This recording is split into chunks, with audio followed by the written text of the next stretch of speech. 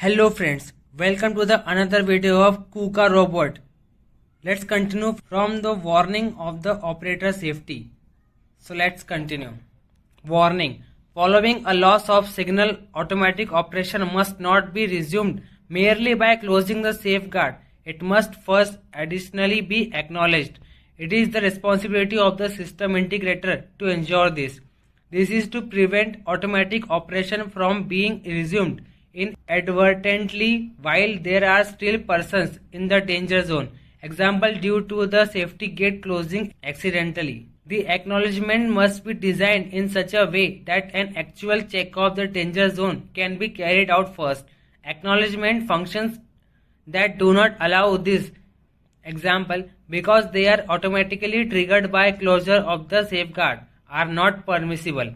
Failure to observe this may result in death to persons, severe injuries, or considerable damage to property. Next, emergency stop device.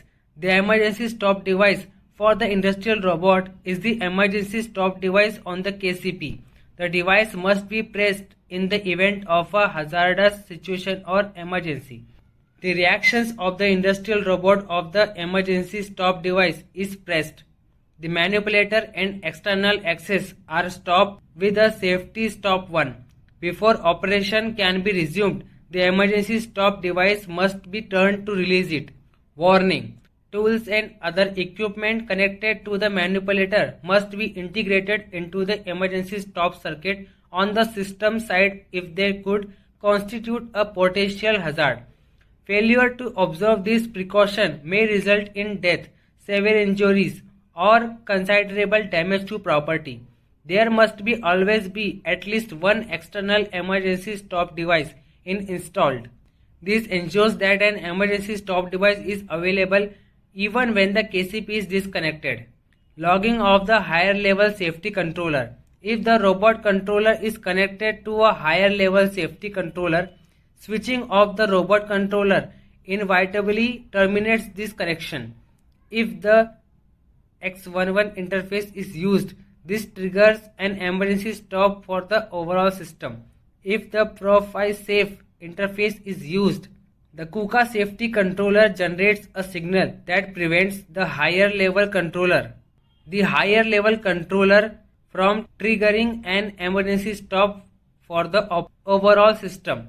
Warning. If the Profile Safe interface is used in his risk assessment, whether the assessment, the system integrator must take into consideration whether the fact that switching off the robot controller does not trigger an emergency stop of the overall system could constitute a hazard, and if so, how this hazard can be countered. Failure to take this into consideration may result in death to persons, severe injuries, or considerable damage to property. Warning. If a robot controller is switched off, the e-stop device on the KCP is no longer functional. The user is responsible for ensuring that the KCP is either covered or removed from the system. This serves to prevent operational and non-operational emergency stop devices from becoming interchanged. Failure to observe this precaution may result in death to persons, severe injuries, or considerable damage to property. External emergency stop device. There must be emergency stop devices available at every operator station that can initiate a robot motion or other potentially hazardous situation. The system integrator is responsible for ensuring this. There must be always be at least one external emergency stop device. This ensures that an emergency stop device is available even when the KCP is disconnected. External emergency stop devices are connected via the customer interface. External emergency stop devices are not included in the scope of the supply of the industrial robot. Enabling device. The enabling device of the industrial robot are the enabling switches on the KCP. There are 3 enabling switches installed on the KCP. The enabling switches have 3 positions: not pressed, center position, panic position. In the test modes, the manipulator can only be moved if one of the enabling switches is held in the central position.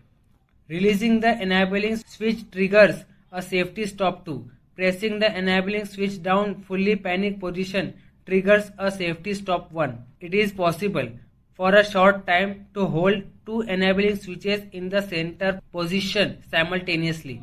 This makes it possible to adjust grip from one enabling switch to another one. If two enabling switches are held simultaneously in the center position for a longer period of time, this triggers a safety stop after several seconds.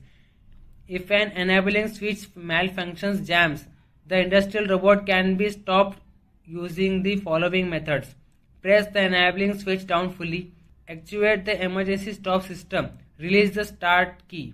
Warning: the enabling switches must not be held down by adhesive tape or other means or manipulated in any other way. Death, serious injuries or major damage to property may result. External enabling device.